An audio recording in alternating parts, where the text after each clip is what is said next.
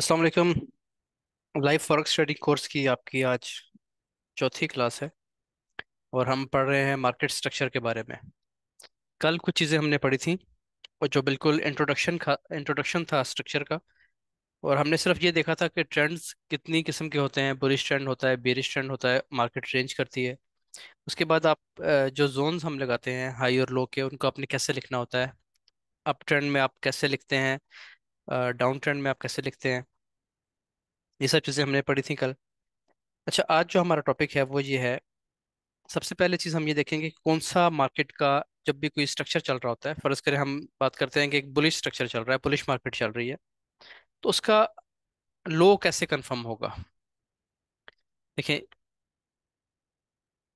ये आपके पास एक स्ट्रक्चर है मार्केट का। ठीक है जी, प्राइसेस जो हैं वो अपना हाई ब्रेक करते हुए ऊपर जा रही हैं। कल हमने एक चीज पढ़ी थी कि जब तक प्राइस अपना हाई ब्रेक करती जाएगी, हम कहेंगे कि प्राइस अपने अप ट्रेंड में है, प्राइस बुलिश ट्रेंड में है। लेकिन एक हाई लगाने के बाद प्राइस रिट्रेस करती है। ठीक है, वापस आती है, थोड़ी सी नीचे गिरती है प्राइस। अब ये लो कब कंफर्म होगा, ये लो कैसे कंफर्म होगा। देखिए, आपने लिखना होता है ना, जैसे ये आपका लो है। ठीक है जी, उसके बाद ये आपका हाई है। ये बात आपने समझनी है बहुत ध्यान से, ये आपका हाई है। उसके बाद इसे आप कहते हैं कि ये आपका हायर लो है। ठीक है, लेकिन ये शक्ल भी तो हो सकती है। ऐसा भी तो हो सकता है कि प्राइस ये चीज बनाए, आप इसको हायर लो का नाम दे दें। ठीक है, प्राइस फिर नीचे आ जाए। फिर आप इसको हायर लो का नाम दे दें, प्राइस फिर नीचे आ जाए और यहाँ से ऊपर निकले। ठीक है जी। तो अब मुझे एक बात बताएं, आपका ये वाला जो पॉइंट था पहला, इसको तो आपने लो कह दिया, ये तो आपका लो हो गया, ये आपका हाई भी लग गया। ठीक है, अब इसको आप कहते हैं कि ये आपका है हायर लो, यानी एक ऐसा लो जो कि पिछले लो से भी ऊंचा है, पिछले लो से हाई है, तो इसको हम हायर लो कहते हैं। आपने इसको लिख दिया। ठीक है, लेकिन प्राइस थोड़ा सा ऊपर जाती है और नीचे ड्रॉप कर जाती है, तो क्या आपका ये पॉइंट अब वैलिड है। ठीक है, ये वैलिड नहीं है। फिर आपने कहा जी अब ये वैलिड है, ये तो वैलिड नहीं था, लेकिन अब प्राइस नीचे आई है, यहाँ से आके दोबारा उठी है, तो इसको मैं फिर हायर लो कह देता हूँ। क्योंकि पीछे वाले लो से तो ये ऊंचा ही है ना, ये जो आपका पीछे लो था इस जगह पे, इस लो से तो ये ऊंचा है बहरहाल। तो आप इसको हायर लो कह देते हैं, लेकिन प्राइस दोबारा ऊपर निकलती है और नीचे आ जाती है। अब आप कहते हैं कि जी ये दोनों दफा मैंने गलती कर दी थी, ये हायर लो ठीक है।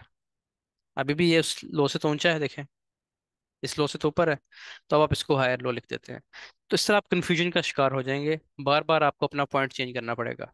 ठीक है, मैंने कल भी ये बात की थी कि बिल्कुल आपको ये शेप नहीं मिलती मार्केट में, हाँ इससे मिलती जुलती मिलती है। जैसे अभी हम लाइन चार्ट में जाकर देखते हैं तो देखें, इससे मिलती जुलती कोई चीज़ बन रही है, देखें ये हाई लो फिर हाई लो, अब यहाँ पे रेंज कर रही है प्राइस। तो मिलती जुलती चीज़ जरूर बनती है, लेकिन एग्जैक्ट सेम उस जिस तरह से चीज़ें नहीं मिलती जिस तरह की मैं आपको यहाँ बना के दिखा रहा हूँ। हम उसको भी डिस्कस करेंगे आगे चल के। अच्छा, अब आप मुझे ये बताएंगे कि इसका क्या हल है। ठीक है, कुछ लोगों के मैसेज आए हुए हैं, स्ट्रक्चर ब्रेक नहीं हुआ, स्ट्रक्चर ब्रेक नहीं होगा, ठीक है जी। अच्छा, कुछ लोगों को समझ है, अच्छी समझ है स्ट्रक्चर की। उनका जवाब ये आया है कि जी ये हाई लो हायर लो जो है ना कंफर्म नहीं है। अब मैं इस सारे सिनेरियो को वापस कर रहा हूँ, रिवर्स कर रहा हूँ।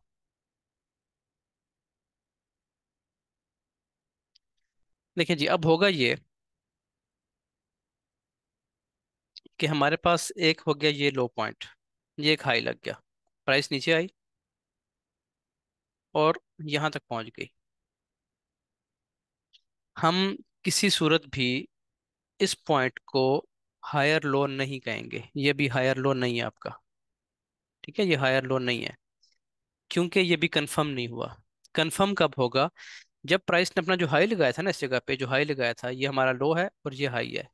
तो जो हाई का पॉइंट था, जो हाई की लाइन थी, जब तक ये अपसाइड क्लोज नहीं हो जाती, मार्केट इसके ऊपर क्लोजिंग नहीं दे देती। क्लोजिंग क्या होती है सब लोगों को पता है, जो नए स्टूडेंट्स हैं उनको शायद ना पता हो, उनको आगे चल के पता चल जाएगा।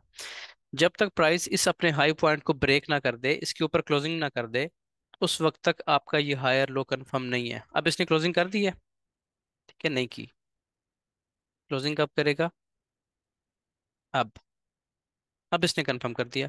ठीक है, अब क्या होगा कि हम अब इस पॉइंट को कह सकते हैं कि हमारा ये हायर लो अब कंफर्म है। अब आप इसको लिख सकते हैं कि ये हमारा हायर लो है, ये कंफर्म हायर लो है। ठीक हो गया। अब आपका ये था लो, ये था आपका हाई, और ये है आपका हायर लो, एक ऐसा लो। अप ट्रेंड में चूंकि हम हायर पहले लिखते हैं, एक ऐसा लो जो पिछले लो से अबव है। अब क्या होगा जी, अब आपके पास एक और हाई लग गया। ठीक है, इसको आपने कह दिया कि ये आपका एक हायर हाई लग गया। देखिए अप ट्रेंड में ना हायर हाई इतना इंपॉर्टेंट नहीं है, लो बहुत इंपॉर्टेंट है। आपको लो का पता होना चाहिए, हाई का आपको नहीं पता कोई बात नहीं। लो कंफर्म होना, लो कंफर्म लो का पता होना बेहद जरूरी है, इसके बगैर आपको कभी भी स्ट्रक्चर की समझ ही नहीं आएगी। ठीक हो गया। अब क्या होता है, नेक्स्ट सिनेरियो, प्राइस यहाँ से नीचे आती है,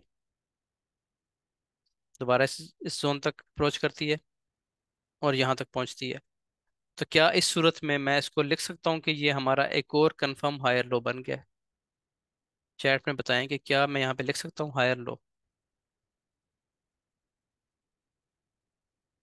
हाँ जी, सब लोग कह रहे हैं कि जी नहीं लिख सकते। उसकी क्या वजह है? उसकी वजह वही है कि ये जो हमारा हाई था, आखिरी हाई था, ये अभी ब्रेक नहीं हुआ। ठीक है जी, जैसे ही ये ब्रेक होगा अपसाइड, अब हम इसको कह सकते हैं जो हमने हायर लो मार्क किया है, अब ये कंफर्म हो चुका है। ठीक है, तो आपको पता चल गया कि कंफर्म हायर लो कौन सा होता है। एक ऐसा लो जिसके बाद स्ट्रक्चर ब्रेक हो जाए, ये स्ट्रक्चर लेवल होता है, इसको हम कहते हैं स्ट्रक्चर लेवल है। तो जब स्ट्रक्चर लेवल ब्रेक हो जाएगा, इम्पल्स वेव लग, इसको इम्पल्स वेव कहते हैं, कल बताया था। जब इम्पल्स वेव लगती है, ऐसी इम्पल्स वेव होती ही वो है जो स्ट्रक्चर ब्रेक करती है। ठीक है, इम्पल्स वेव बेसिकली कहते ही उस वेव को है जो पावरफुल वेव होती है और वो अपना प्रीवियस स्ट्रक्चर ब्रेक करती है। तो ये प्रीवियस स्ट्रक्चर ब्रेक हुआ यहाँ से, प्राइस ऊपर निकल गई, इसका मतलब हुआ कि हमारा ये हायर लो अब 100% वैलिड है। ठीक है जी, कंफर्म हो गया हमें ये। फिर प्राइस नीचे आती है, एक और लो लगाती है और दोबारा अपना एक इम्पल्स वेव लगा के दोबारा स्ट्रक्चर ब्रेक करती है। जैसे ही ये वाला काम मुकम्मल होगा, हम कहेंगे कि ये वाला हायर लो कंफर्म हो गया हमारे पास। ठीक हो गया जी। अच्छा, यार बाकी लोग नए ना लगाएं, जिसकी लाइन है मिटा दें, कर लिए। अच्छा जी, अब हम आ जाते हैं डाउन ट्रेंड में। डाउन ट्रेंड में आपको हाई का पता होना जरूरी है कि आपका कंफर्म हाई कौन सा है। बिल्कुल इसी को हम इन्वर्स करेंगे तो चीज़ें हमें समझ आ जाएंगी। अब ये आके हमारे पास डाउन ट्रेंड एक चल रहा है ये। ठीक हो गया जी। इसको अब हम थोड़ा सा डिस्कस करते हैं। अब इसमें हमारे पास ये है हमारा हाई, ये है हमारा लो, और ये है हमारा लोअर हाई। एक ऐसा हाई पॉइंट जो कि पिछले हाई से डाउन है, इसलिए हम उसके साथ लोअर लिखेंगे, लोअर हाई। अब क्या ये लोअर हाई कंफर्म है? ये बिल्कुल कंफर्म है। उसकी वजह यह है कि मार्केट अपना ये वाला स्ट्रक्चर जो है लो, इसको ब्रेक कर चुकी है एक इम्पल्स वेव से। तो जब ये ब्रेक हो चुका तो हमारे पास ये वाला लोअर हाई 100% कंफर्म है। हम कह सकते हैं कि ये हमारा कंफर्म लोअर हाई है। फिर प्राइस ऊपर जाती है, इम्पल्स वेव लगाने के बाद वापस आती है, और यहाँ पे आने के बाद जो लो लगाया था इसने, प्राइस ने एक और लोअर लो लगाया था, इसी लोअर लो को दोबारा ब्रेक कर देती है। तो जैसे ही स्ट्रक्चर ब्रेक होगा, अब हम कहेंगे कि ये वाला लोअर हाई हमारे पास जो लगा था, ये कंफर्म है। ठीक हो गया। अब इसमें एक सिनेरियो ये हो सकता है जो मैंने पहले बात की थी, कि ये चीज़ भी तो बन सकती है ना, ये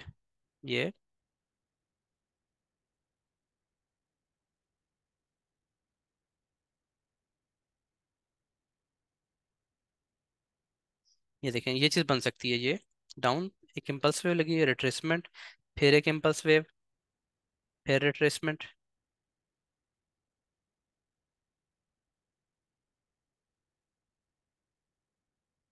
हाँ जी, इसमें आपने मुझे बताना है कि इसमें आपका कंफर्म हायर लो कौन सा है, लोअर हाई। ठीक है, आपका कंफर्म लोअर हाई ये वाला जी, हैदर ने ऐसे ही बता दिया, हालांकि मैंने अभी पूछना था कि 1 2 या 3। तो चलिए, उन्होंने पहले बता दिया कि ये आपका एक कंफर्म लोअर हाई है। ठीक है, क्यों है ये? क्योंकि इस हाई के बाद प्राइस ने अपना स्ट्रक्चर ब्रेक किया है। समझ आ गई आपको इस चीज़ की? इस हाई के बाद अब आपका ये हाई था, ये आपका लो था, ये आपका लोअर हाई है, और ये आपका लोअर लो है। ठीक है जी, अब ये लोअर लो ब्रेक नहीं हो रहा। इस वेव ने ब्रेक किया, इस वेव ने नहीं ब्रेक किया। फिर एक और वेव ने ट्राई किया लेकिन नहीं ब्रेक हुआ। लेकिन जो वेव यहाँ से स्टार्ट हुई है, ये इम्पल्स वेव थी, इसने इस लो को ब्रेक कर दिया। जैसे ही ये लो ब्रेक हुआ, अब हम कहेंगे कि ये हमारे पास हाईएस्ट पॉइंट है।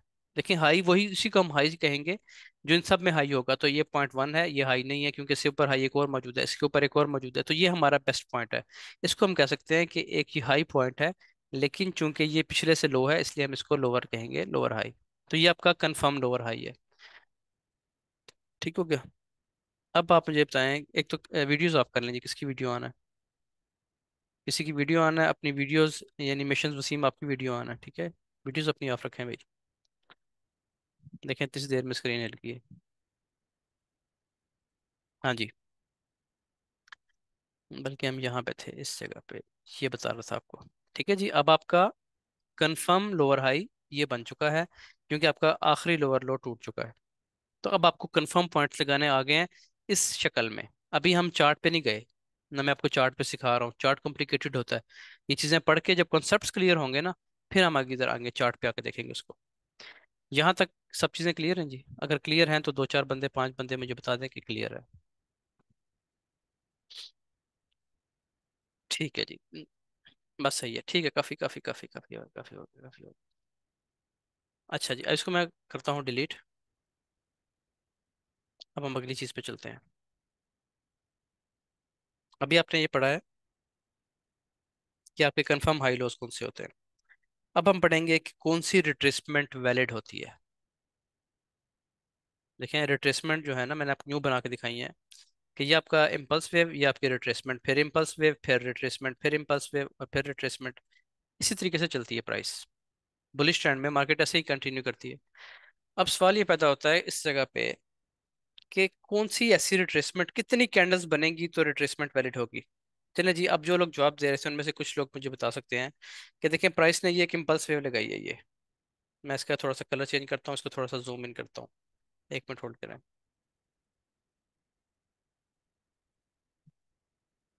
कोई एक दो लोग बताएं ताकि मुझे आइडिया हो जाए थोड़ा सा कि इस जगह पे प्राइस ने ये एक वेव लगाई है, उसके बाद ये रिट्रेसमेंट हुई है और फिर प्राइस ऊपर निकल गई है। तो क्या ये जो कैंडल्स बनी है, जो प्राइस नीचे आई है इस जगह पे, ये रिट्रेसमेंट वैलिड है या नहीं वैलिड है? तीन चार लोग बता दें। मैं सिर्फ पूछता इसलिए हूँ क्वेश्चन कि मुझे थोड़ा सा आइडिया हो जाए। अच्छी बात यह है कि ज़्यादा लोग जो है ना वो पहले से ही माशाल्लाह ठीक है। ठीक है जी, वो कह रहे हैं कि जी ये वैलिड नहीं है। अब मैं इसकी वजह सबको बता देता हूँ। देखिए, होता ये है कि इस तरह शक्ल बनाने में तो ये बड़ा आसान सा काम है। मैंने ये बना दिया कि जी ये हाई, ये लो, ये इम्पल्स वेव, ये रिट्रेसमेंट, फिर इम्पल्स वेव, फिर रिट्रेसमेंट। लेकिन रिट्रेसमेंट कहना किसे है, कौन सी वेव रिट्रेसमेंट है, कौन सी वेव रिट्रेसमेंट नहीं है?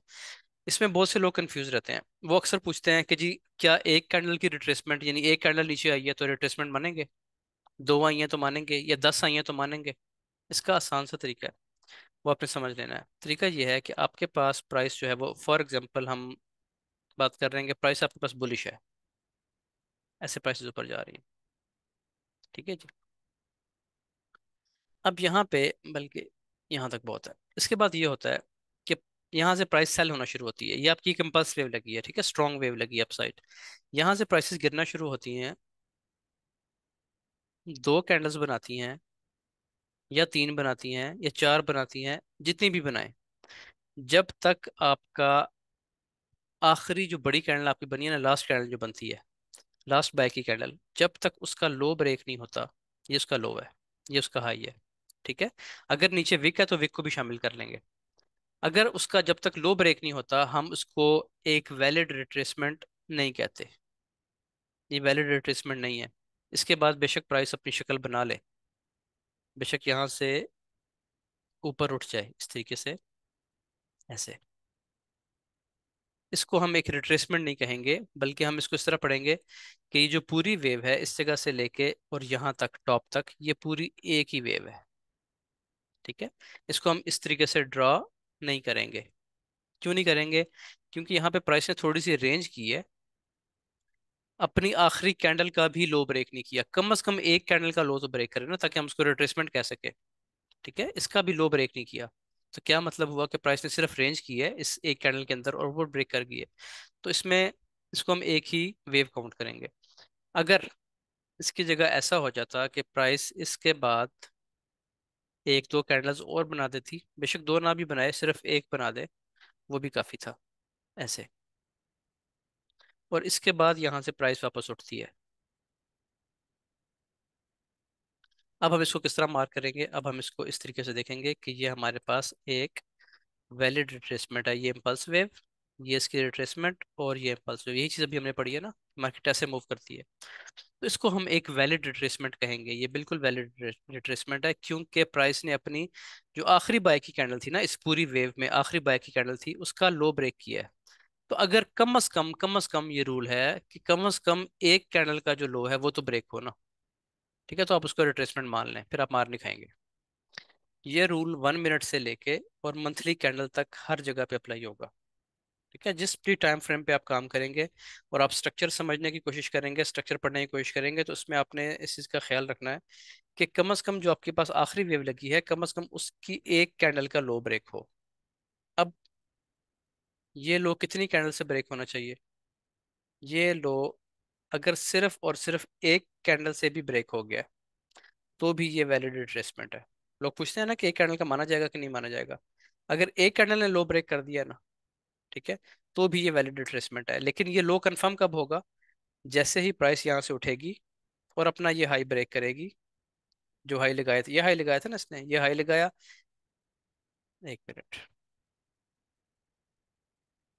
ये देखें, ये प्राइस ने एक हाई लगाया, फिर एक रिट्रेसमेंट ली, और फिर अपना हाई ब्रेक कर दिया, ये स्ट्रक्चर लेवल ब्रेक कर दिया। इसका क्या मतलब हुआ? कि ये लो हमारे पास कंफर्म है, इसको हम कंफर्म हायर लो कहेंगे। ठीक है, ये कंफर्म्ड हायर लो है। अब देखें यहाँ पे एक ही कैंडल ने लो ब्रेक किया, इस कैंडल का, प्रीवियस कैंडल का। एक बात याद रखनी है, अगर इस कैंडल के पीछे विक आ जाए, मैं बल्कि ऐसी ही कैंडल बनाता हूँ जिसके नीचे विक है, तो आपने विक के ब्रेक होने का भी वेट करना है। ठीक है, यहाँ पे हम एक ऐसी कैंडल बनाते हैं कि जिसके नीचे विक होगी।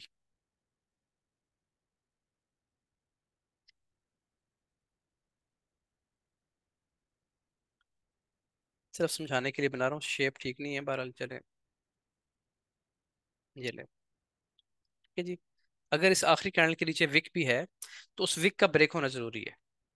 इस विक की ये जो जगह है, इसके नीचे कैंडल क्लोज करे, बेशक वो एक कैंडल हो, बेशक दो हो, बेशक 10 हो, आखिरी कैंडल का विक ब्रेक होना चाहिए। मुमकिन है इस तरह की चीज बन जाए कि आपके पास जो रेड कैंडल्स हैं, जो सेल की कैंडल्स हैं, वो ज्यादा बन गई हैं, एक से चार पांच बन गई हैं इस तरह।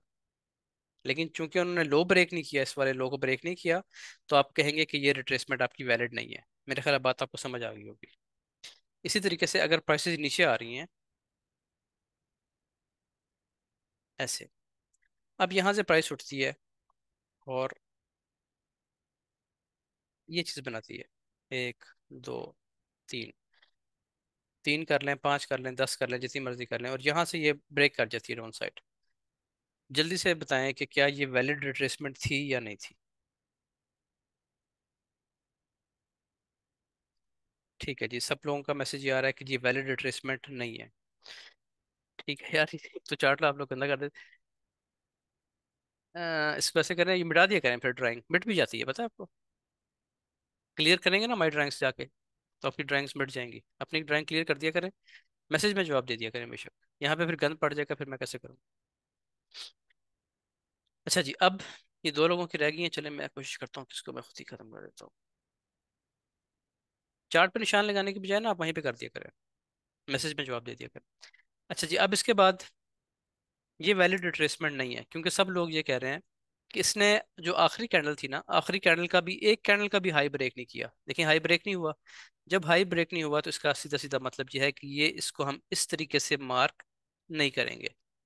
हाँ, अगर एक भी कैंडल इसका हाई ब्रेक कर दे, एक कैंडल भी अगर इसका हाई ब्रेक कर जाती, तो फिर हम इसको कह सकते थे कि यह वैलिड रिट्रेसमेंट बन गई है, जैसे कि मैं यहाँ पे आपको बना के दिखा रहा हूँ। चलिए इसी कैंडल को ऊपर ले जाते हैं ऐसे।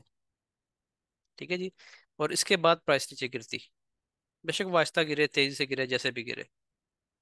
अब चूंकि आखिरी कैंडल का हाई ब्रेक हो गया है, उसके बाद प्राइस नीचे गिरी है, तो अब हम कह सकते हैं कि हमारे पास ये हाई था, ये लो था।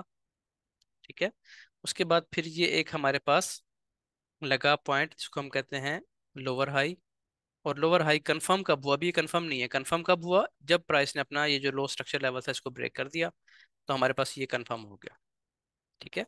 तो लोअर हाई कैसे कंफर्म होता है, हायर लो कैसे कंफर्म होता है, और कौन सी रिट्रेसमेंट आपकी वैलिड होती है, ये 100% वैलिड रिट्रेसमेंट है। ठीक है। लेकिन आपने रुकना ये नहीं समझना कि यहाँ पे कंफर्म होगी। ये कंफर्म कौन सा पॉइंट होगा? देखिए ना, कंफर्म आपने क्यों नहीं समझना? कंफर्म आपने इसलिए नहीं समझना क्योंकि मुमकिन है आप इसको कंफर्म समझ रहे हो इस जगह पे, और प्राइस यहाँ से और ऊपर निकल जाए इस तरीके से, एक कैंडल बना दे, फिर एक कैंडल बना दे, और यहाँ से ड्रॉप आना शुरू हो ऐसे, ये। ठीक है। तो आप इसको वैलिड समझ रहे थे, हालांकि ये वैलिड था आपका, क्योंकि इसके पॉइंट, इस पॉइंट के बाद, इस लोअर हाई के बाद आपका स्ट्रक्चर ब्रेक हुआ डाउन साइड। ठीक है। तो इसलिए अब ये वैलिड पॉइंट है। और ये क्या, ये रिट्रेसमेंट वैलिड है? ये भी वैलिड है, क्योंकि आखिरी जो कैंडल थी उसका हाई ब्रेक हो चुका है, तो अभी वैलिड है। अभी कहाँ जाके रुकेगा कोई पता नहीं है, आपने वेट करना है। ठीक है। जहां भी जाके रुके, जिस पॉइंट के बाद ये लो ब्रेक कर देगा, हम कहेंगे कि जी ये वैलिड जगह है। बस ये आपको सिर्फ पता होना चाहिए, इस पर हमने कोई ट्रेड शेड नहीं करनी। लेकिन क्यों पता होना चाहिए, ये आपको अगली क्लासेस में जाकर पता चलेगा। इससे आपको अंदाजा होता रहेगा कि कब तक आपने बाय करना है, कब तक आपने सेल करना है, और आपने किस डायरेक्शन में बैठना है। ठीक है। लॉन्ग रन में आपको इसके बहुत हेल्प होगी। अच्छा जी, ये हो गया हमारी दूसरी चीज़, कि कौन सी रिट्रेसमेंट वैलिड है और कौन सी रिट्रेसमेंट वैलिड नहीं है। ये आज का हमारा दूसरा टॉपिक था। ये चीज़ क्लियर है? दो चार मैसेज इसके भी कर दें कि आपको ये वाला टॉपिक भी क्लियर हो गया। फिर हम चलते हैं जी तीसरी चीज़ की तरफ। बस काफ़ी हो गया, काफ़ी हो गया, काफ़ी हो गया, काफ़ी हो गया, काफ़ी हो गया। जिन लोगों को कोई क्वेश्चन है ना, मुमकिन है, देखिए मैं कोशिश कर रहा हूँ कि आपके क्वेश्चंस ना बचाएं, लेकिन बहुत से आप काफ़ी लोग बैठे हैं माशाल्लाह, 125 लोग हैं। अच्छा, आपकी वॉइस ब्रेक है? मेरी आवाज़ में कोई हो रही है, ब्रेक हो रही है आवाज़ मेरी? नहीं हो रही भाई, नहीं हो रही। साउंड इज ओके, ठीक है। चलें जी, आगे चलते हैं। अच्छा, अगली चीज़ ये, हाँ मैं बता ही रहा था कि अगर किसी का कोई क्वेश्चन रह भी जाता है, वो परेशान इसलिए नहीं होगा क्योंकि अभी हम इस पे स्ट्रक्चर की पूरा करने के बाद हम इसका एक क्वेश्चन आंसर सेशन करेंगे, आधे घंटे का तकरीबन या 1 घंटे का, कि जिसमें जाके हम, मैं आपके क्वेश्चंस लूंगा। मुमकिन आप लोगों में से कुछ को समझ ना आ रही हो, चाहे वो एक ही बंदा है बेशक, तो इंशाल्लाह हम उनको क्लियर करेंगे आगे चल के। अब चलते हैं जी आज के तीसरे टॉपिक की तरफ।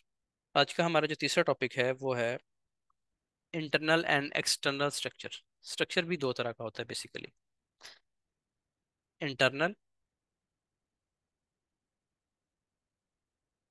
And external structure. ये बड़ी अहम चीज़ है, समझने वाली चीज़ है, इसको आपने बहुत ध्यान से पढ़ना है। ठीक है जी। देखिए होता ये है, अभी मैं क्योंकि चार्ट पे नहीं जा रहा, सब चीज़ें यहीं पे समझा रहा हूँ। जो हमारी तीसरी क्लास होगी उस पर फिर हम चार्ट पे एग्जांपल्स भी देखेंगे इसकी। देखिए जी, होता ये है कि आप, फॉर एग्जांपल आप 15 मिनट में हैं, ये M15 आपको नजर आ रहा है ऊपर। ठीक है। आप M15 में है और प्राइस ऊपर जा रही है।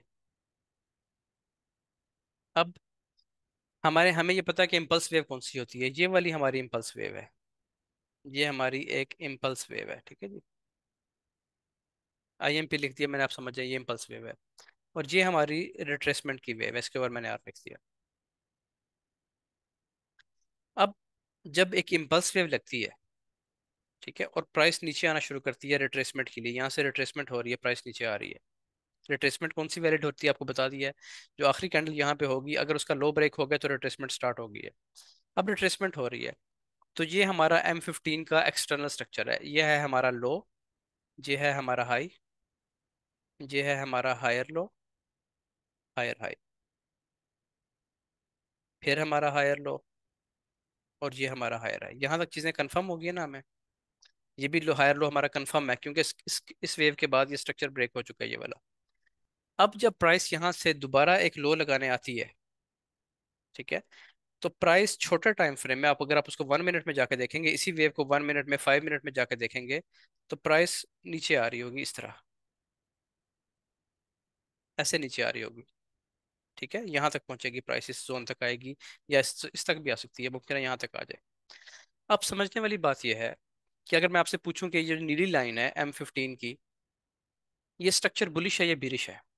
ठीक है। ऑब्वियसली अभी आप जवाब ना दें, एक ऑब्वियस सी बात है, आपको नजर आ रहा है कि हाई ब्रेक होते हुए जा रहे हैं, तो M15 आपका बुलिश है। ठीक है। लेकिन अगर आप यहाँ पे देखते हैं, जब इसकी प्राइस नीचे आ रही थी, आपने छोटा टाइम फ्रेम जाके किया, 3 मिनट में गए, 5 मिनट में गए, तो आप देख रहे हैं कि यहाँ पे तो हाई ब्रेक नहीं हो रही, यहाँ पे तो लो ब्रेक होते आ रहे हैं। ये देखें, प्राइस अपने लो ब्रेक कर रही है, जो भी लो लगाती है उसको ब्रेक कर देती है, फिर लो लगाती है, ऊपर जाके फिर ब्रेक कर देती है। तो यहाँ पे ट्रेंड क्या है? यहाँ पे ट्रेंड क्या है? बीरिश है। ऐसे ही है, यहाँ पे लो ब्रेक हो रहे हैं, ट्रेंड बीरिश है। ओवरऑल प्राइस ऊपर जा रही है, M15 में प्राइस बुलिश है। तो अब आप सेल करेंगे कि बाय करेंगे? पहले आप ढूंढेंगे क्या, पहले मुझे ये बताएं। दो चार मैसेज में बताएं कि आप क्या ढूंढेंगे। बाय ढूंढेंगे, तैयब मुकुल कह रहे हैं जी बाय करेंगे। चले ठीक है, सबके सेल, एक ने सेल का है, अली रजा आपने सेल का है, ठीक है। अच्छा अली रजा, आपने बात ये समझनी है कि हमने चलना है मेन ट्रेंड के साथ। आप डिसाइड करेंगे कि आप किस टाइम फ्रेम में कंफर्टेबल हैं, मैं आपको बताऊंगा कि आप किस में कंफर्टेबल हो सकते हैं। आप देखें H1, M15, M30 का स्ट्रक्चर, वो आपको बुलिश मिल रहा है। जब तक आपका H1 बुलिश है, ठीक है, ये बात बहुत से गौर से समझने वाली है, आपका H1 बुलिश है, आपका M30 बुलिश है, यानी ये कोई भी टाइम फ्रेम आप खोलते हैं बड़े वाला जरा, और वो बुलिश चल रहा है, तो आपने कोशिश करना है कि आप बाय करें, क्योंकि मैंने आपको कल एक चीज बताई थी, trend is the best friend. तो ट्रेंड आपने थोड़े से बड़े टाइम फ्रेम का देखना है। अब प्राइस नीचे आ रही है, आप वेट करें। ये जो प्राइस नीचे गिर रही है ना, इसने अपना स्ट्रक्चर चेंज किया हुआ है, ये बिरिश है। हम क्या वेट करेंगे? हम वेट करेंगे कि चूंकि M15 या H1 जो भी आपको बताया ये बुलिश चल रहे हैं, तो जैसे ही छोटा टाइम फ्रेम भी बुलिश होगा, हम ट्रेड एंट्री करेंगे। ठीक है। आपने, आपके पास दो तीर है, आप ये समझ लें। पहला तीर जो है वो आपको बता रहा है बुलिश, दूसरा तीर आपको बता रहा है बेरिश। ऐसे में आपने ट्रेड नहीं करनी। ठीक है जी। जब छोटे वाला तीर जो है ना, छोटा बड़ा तीर तो आपका बुलिश है, जब आपका ये छोटे वाला एरो ये भी बुलिश हो जाएगा, तो अब आपकी पावर डबल हो गई है, बड़े टाइम फ्रेम की भी और छोटे टाइम फ्रेम की भी। अब आपने ट्रेड में एंट्री करनी है। ये है ट्रेंड में बैठने का तरीका। ठीक है। देखिए मार्केट में ना हजार दफा कंफ्यूजन आती है। आज मार्केट रेंज में है, आज भी कंफ्यूजन थी, आज हमने ट्रेड किए हैं, 3 4 ट्रेड्स किए हैं। दो तीन में अच्छे पिप्स आ गए हैं, दो में, और दो में हमारा पिप्स देने के बाद प्राइस ने स्टॉप लॉस हिट किया। उसकी वजह क्या है मैं बताता हूँ आपको। उसकी वजह ये है कि देखें आज ऐसी रेंज चल रही है, ये देखें, ये रेंज M15 में कोई क्लियर डायरेक्शन आज नहीं थी। तो ऐसे में हम मार्केट में कोशिश करते हैं कि ना कोई बड़ा रिस्क आज नहीं लिया, कोई बड़ी ट्रेड आज नहीं की। वजह क्या थी कि एक डायरेक्शन थी नहीं, इसी रेंज में प्राइस मूव काफी घंटों से मूव कर रही है। तो आज कोई नहीं समझेगा काम। आपने, मैंने आपको कल ये बात समझाई थी कि ऐसा नहीं सोचना कि आप आए, आपने लैपटॉप ऑन किया और आप कहें जी मुझे ट्रेड मिल जाए अभी। ऐसा नहीं होता। ठीक हो गया। आपको वेट करना पड़ता है। अभी हमने वेट क्या करना है वो मैंने आपको समझा दिया कि आपका बड़ा टाइम फ्रेम बुलिश बता रहा है, छोटा टाइम फ्रेम आपको कह रहा है कि ये बिरिश है। ठीक है। अब आपने क्या करना है? आपने वेट करना है कि बड़ा जो टाइम फ्रेम है उसकी डायरेक्शन और छोटे टाइम फ्रेम की डायरेक्शन एक तरफ को हो जाए। इसको कहते हैं ट्रेंड अलाइनमेंट। ठीक है।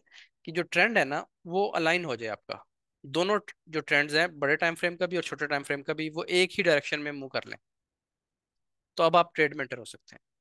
अब ये तो था हमारा एक्सटर्नल स्ट्रक्चर। इस बड़ा स्ट्रक्चर जो है ये हमारा एक्सटर्नल स्ट्रक्चर है। ठीक हो गया। उसमें जो प्राइस बिरिश आ जाती है ना, ये जो छोटा टाइम फ्रेम इसमें बिरिश हो जाता है, लो ब्रेक होना शुरू हो जाते हैं, इसको हम कहते हैं कि ये इसका इंटरनल स्ट्रक्चर है। मैं इसको सारे को मिटाता हूँ। अब देखें, आपका ये है एक्सटर्नल स्ट्रक्चर, ये भी आपकी एक्सटर्नल स्ट्रक्चर की वेव है और ये भी एक्सटर्नल की वेव है। लेकिन जब प्राइस नीचे आती है ना, इस जगह पे अपने लेवल पे आ रही होती है, जैसे ये इसने हाई ब्रेक किया, इसको टेस्ट करने आई प्राइस, फिर ये हाई ब्रेक किया, अब इसको टेस्ट करने आ रही है, नीचे आती है इस जगह पे। तो जब भी प्राइस टेस्ट के लिए आ रही होती है तो प्राइस अपने लो ब्रेक करती हुई आ रही है। अब ये जो प्राइस यहाँ तक पहुंच रही है ये इसका इंटरनल स्ट्रक्चर है। आपके घर की दीवारें ये हैं, एक आपकी ये दीवार है, ये आपका कंफर्म लो था। क्यों था कंफर्म लो? क्योंकि इसने ये हाई ब्रेक कर दिया था। ठीक है, तो ये कंफर्म लो बन चुका। तो ये है आपके घर की एक दीवार और ये है आपके घर की दूसरी दीवार, ये आपकी चार दीवारी है। ठीक है। ये आपकी एक्सटर्नल वॉल्स हैं। और जो अंदर ये काम हो रहा है ये आपके कमरे हैं, समझ लें। ठीक है। ये आपकी इंटरनल वॉल्स हैं जो कि आप छोटी छोटी भी बारीक भी बना सकते हैं, पार्टीशन भी कर सकते हैं। तो ये आपकी एक्सटर्नल वॉल्स हैं, ये आपकी एक्सटर्नल वॉल्स हैं ऊपर और नीचे, और दरमियान में जो भी हो रहा है इसको हम कहते हैं कि ये इंटरनल, यानी कि ये इसका अंदरूनी मामला है। उसमें क्या हो रहा है, प्राइस कभी बुलिश होती है कभी बेरिश होती है, लेकिन जब तक ये वाला कंफर्म लो नहीं टूटेगा तब तक प्राइस बुलिश रहेगी। समझ आ गई है? कंफर्म लो पता होना क्यों जरूरी है? अगर आपको पता ही नहीं है कि ये आपका कंफर्म हायर लो है। कंफर्म क्यों है? क्योंकि हाई ब्रेक हो चुका है ना, तो कंफर्म है।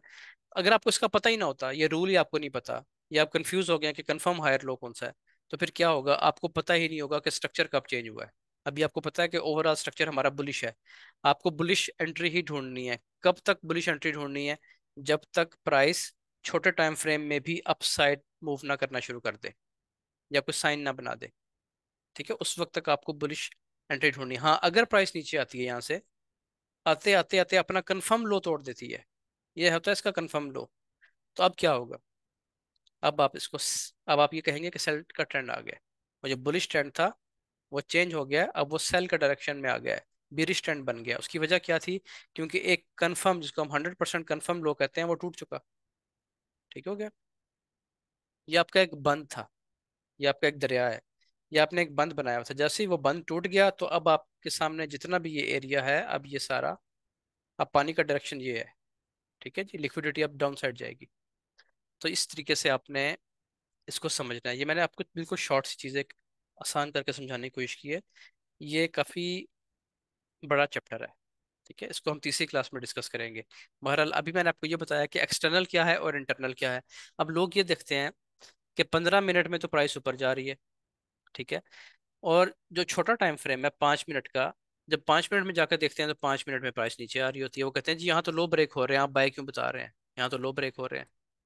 ठीक है, अब फर्ज करें मैंने यहाँ से कह दिया कि जी आप इस जगह से बाय कर लें, यानी इस जगह से आप बाय कर लें, तो उनको यहाँ से कन्फ्यूजन ये होती है कि प्राइस तो अपने लो ब्रेक करती हुई आ रही है। तो आपने खुद पढ़ाया है कि जी जब लो ब्रेक होता हुआ आ रहा है, तो फिर आप ट्रेंड के साथ रहें, आप तो सेल करेंगे, जैसे अभी अली रजा ने कहा कि जी सेल होगी यहाँ से। ठीक है। अच्छा, हैरत की बात है, जिन्होंने सही जवाब दिए हैं एक का भी नाम नहीं याद, जिसने गलत दिया उसका नाम याद होगा। बहरहाल यहाँ पे अब जब प्राइस लो ब्रेक करती हुई आ रही है ना, तो ये इसका इंटरनल स्ट्रक्चर है। आप बेसिकली इस बड़ी पिक्चर को देख रहे हैं, इस पिक्चर को देख रहे हैं। आपने बाय करना है क्योंकि आपके पास कंफर्म लो ये है। अब इससे पहले पहले या यहाँ तक जब भी प्राइस अपनी डायरेक्शन अपसाइड कन्वर्ट कर लेगी, तो बड़ा एरो पहले ही आपका अपसाइड है, छोटा एरो भी अपसाइड हो जाएगा, अपनी डायरेक्शन अब बुलिश डायरेक्शन में कर लेगा, तो अब आपने बाय करना शुरू कर देना है। इसका मतलब क्या था कि जो ये अप ट्रेंड का, जो एक हमारा अप ट्रेंड चल रहा था, वो अब यहाँ से कंटिन्यू करेगा दोबारा, यहाँ से दोबारा कंटिन्यू करेगा। अब आप दोबारा आ जाएंगे 15 मिनट में, तो आपको यही वाली शेप नजर आएगी। इसे क्या हो गया?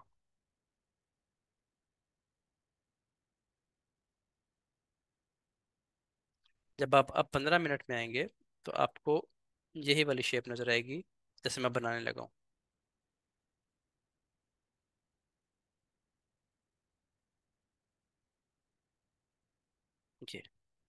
ये वाली जो पूरी वेव है, ये वाली जो प्राइस नीचे आई थी यहाँ से, और यहाँ से आपने बाय किया था इस जगह से आके, ये वाला, ये आपको 15 मिनट में ऐसे नजर आएगी। लेकिन जब आप छोटे टाइम फ्रेम में जाकर देखेंगे तो ये चीज़ बनी हुई होगी। तो ये है हमारा इंटरनल स्ट्रक्चर, और ये है हमारा पूरा पूरा एक्सटर्नल स्ट्रक्चर।